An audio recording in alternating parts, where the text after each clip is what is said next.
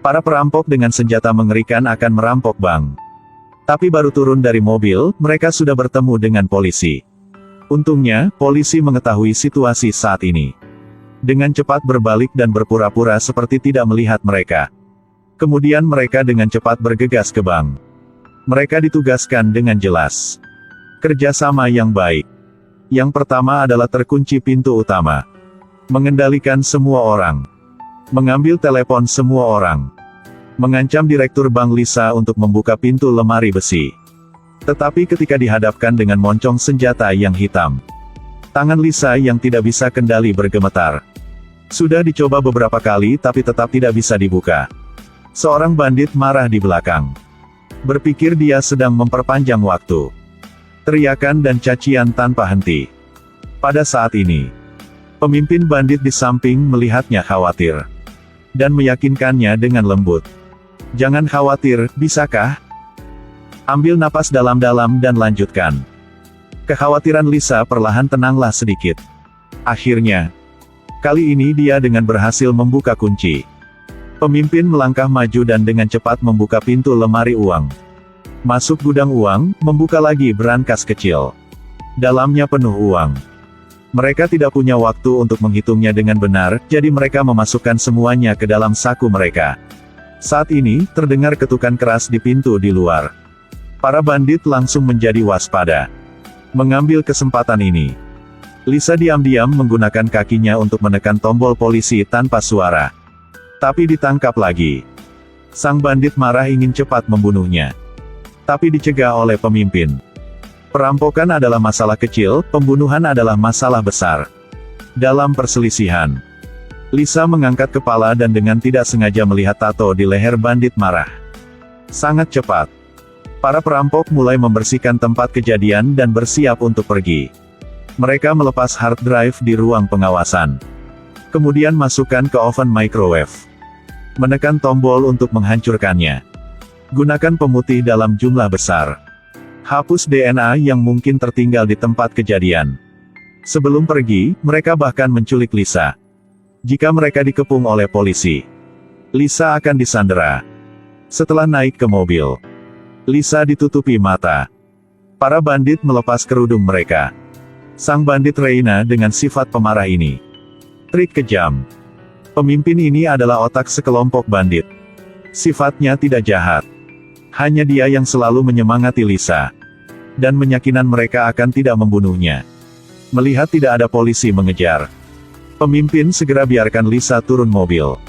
Tapi Reina sangat marah dengan keputusan pemimpin yang tidak biasa ini. Karena dia melihatnya di ide yang dia ambil.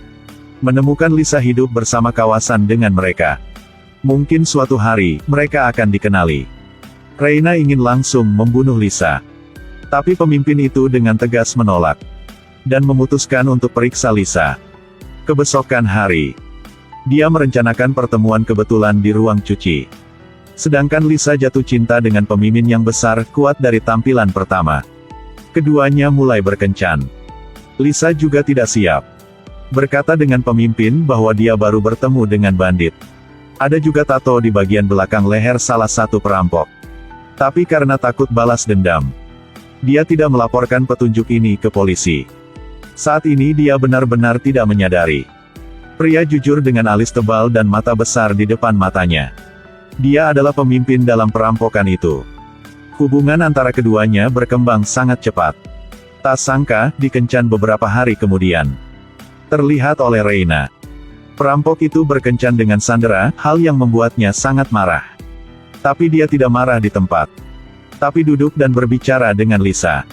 Tiba-tiba, sang pemimpin melihat tato di leher Reina. Hal ini membuatnya tiba-tiba menjadi waspada. Kemudian tarik lehernya ke belakang. Dan menyuruhnya cepat pergi. Setelah kembali rumah, dua orang bertengkar. Reina merasa bahwa pemimpin yang melakukannya sedang bermain api. Tetapi pemimpin itu mengatakan Lisa tidak menemukan apa-apa. Argumen tidak pergi kemana-mana.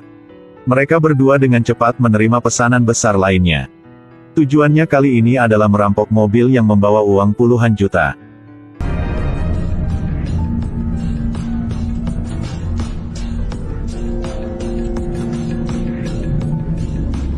Kelompok perampok ini juga sangat agresif.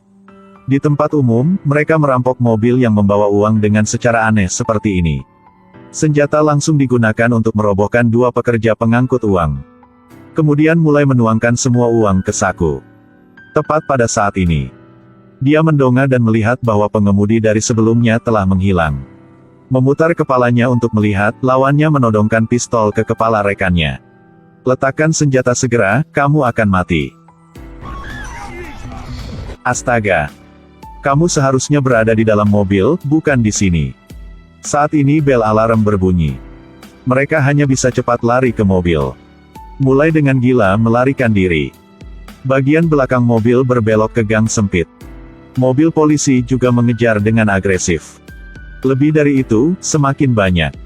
Saat mendekati persimpangan, didorong oleh mobil polisi lebih dari 40 meter. Mobil terpaksa berhenti. Menghadapi pengepungan polisi. Mereka tidak takut. Langsung angkat pistol, mulailah menembak dengan marah ke mobil polisi. Di bawah serangan yang kuat ini, polisi hanya bisa bersembunyi. Dalam menembak mobil belum cukup. Langsung keluar. Lanjutkan menembak dengan marah ke arah polisi. Diambil waktu itu. Beberapa orang mereka memulai mobil. Cepat mundur mobil dan bergegas keluar dari pengepungan. Polisi juga merespons dengan cepat. Untungnya teknik mengemudi mereka sangat bagus. Menyebabkan kecelakaan mobil di persimpangan 3 arah. Dengan berhasil mencegah mobil polisi. Tapi setelah itu, sebuah mobil polisi lain terbang secepat anak panah. Beberapa putaran. Tapi tetap tidak bisa menutup celah. Tiba-tiba, sebuah kendaraan off-road menghalangi jalan mereka. Akhir hidup, tidak semuanya. Ternyata rekan mereka hanya melihat mereka dengan cepat turun dari mobil. Satu orang yang bertanggung jawab atas dukungan. Dengan gila menembak ke arah polisi. Seseorang mengisi bensin di dalam mobil. Niat untuk menghancurkan barang bukti.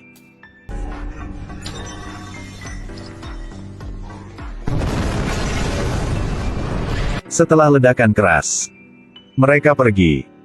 Dan ini hanya sementara. Karena polisi dengan cepat membuka penyelidikan terhadap geng mereka. Kepala dalang geng ini pernah menjadi bintang hoki.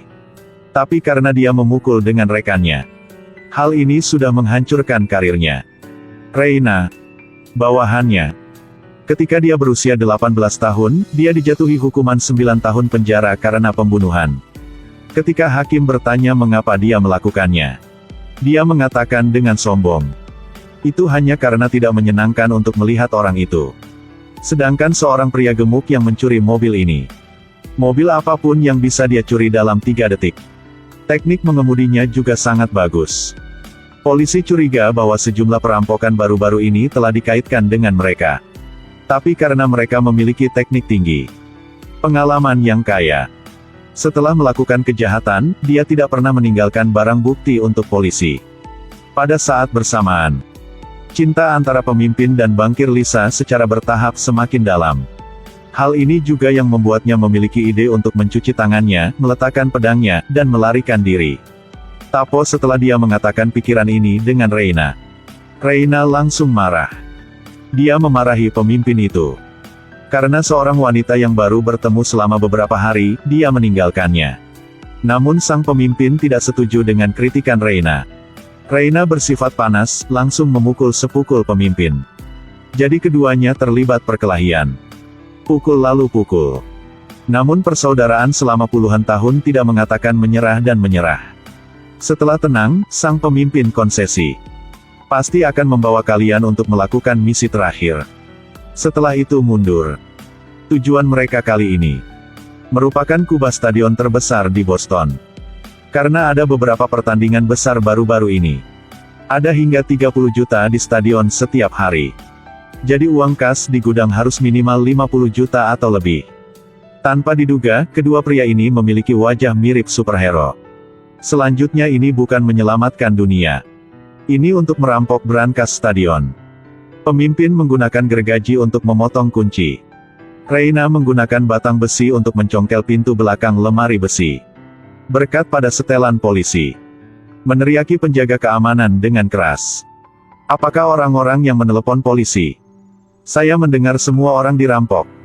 Tim penjaga bingung dan mengungkapkan keraguan tentang identitas sebenarnya dari dua orang ini. Suasana menjadi tegang seketika. Tapi bagaimana orang-orang ini bisa menjadi lawan dari bandit profesional ini? Sangat cepat mereka menyerah. Biarkan mereka berdua yang mengaturnya. Tidak butuh banyak usaha untuk memecahkan tim penjaga ini.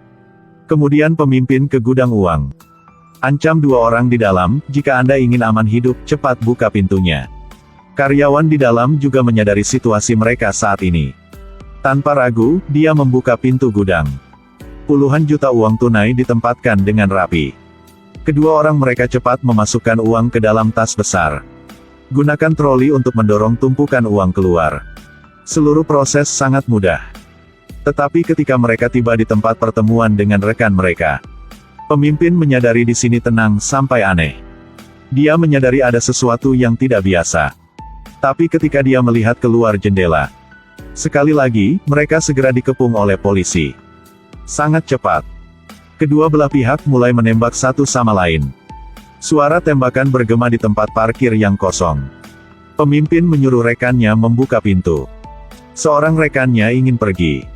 Tapi pada saat ini, polisi awalnya sudah menunggu di luar. Mulai dengan panik menembaki mobil. Mobil kemudian kehilangan kendali dan jatuh ke tempat parkir. Setelah satu baku tembak yang lebih intens, ada korban di kedua belah pihak. Jika mereka terus bertarung, mereka pasti akan ditangkap. Pada saat ini, pria gemuk yang terluka itu merasa putus asa, tidak ada jalan keluar. Tapi dia tidak ingin masuk ke penjara. Segera memutuskan bergegas untuk menarik perhatian polisi. Memperpanjang waktu untuk Reina dan pemimpinnya. Kemudian mengendarai ambulans keluar. Di bawah serangan polisi, pria gemuk itu dengan cepat dipukuli. Kemudian menabrak ke sebuah mobil polisi. Pada saat yang sama, dua lainnya juga memiliki kesempatan. Ambil kesempatan untuk cepat berganti pakaian polisi.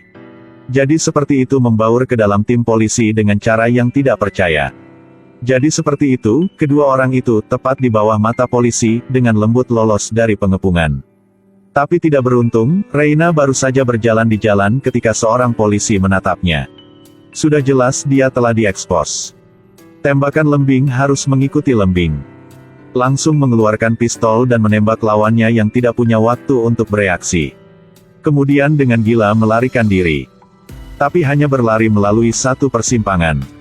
Ia langsung dikepung oleh aparat kepolisian yang baru saja menerima kabar tersebut. Sangat jelas Reina sekarang sudah tidak ada jalan untuk melarikan diri. Tapi dia tetap menolak untuk menyerah. Sampai peluru terakhir ditembakkan. Dia mengatakan dengan pemimpin. Bahkan jika dia mati, dia tidak akan kembali ke penjara. Di kenyataan, dia melakukan hal yang sama. Akhirnya Reina terkena beberapa peluru dan jatuh. Pemimpin berdiri tidak jauh, menyaksikan mantan saudara baiknya terbunuh. Tapi dirinya tidak melakukan apapun. Pada saat ini, hatinya sakit seperti pisau potong. Hanya sedih untuk pergi lagi. Kemudian dia menelepon pacarnya Lisa. Berharap lawannya bisa berlari jauh dan terbang bersamanya. Lisa setuju dengan sangat tegas. Dan menyuruhnya pergi ke rumah dan menjemput Lisa. Wajah pemimpin itu dipenuhi kekecewaan.